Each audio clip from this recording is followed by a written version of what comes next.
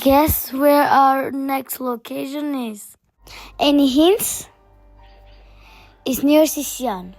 We're heading to Karahunj and it's also called Zorats Karer. It is also often represented as the Armenian Stonehenge. The word Karahunj comes from two Armenian words, Kar, which means stone, and Hunj, which means sound.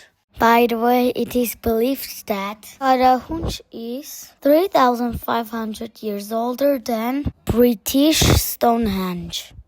The site was only officially named Karahunj Observatory in 2004 when studies found that it was likely once an observatory.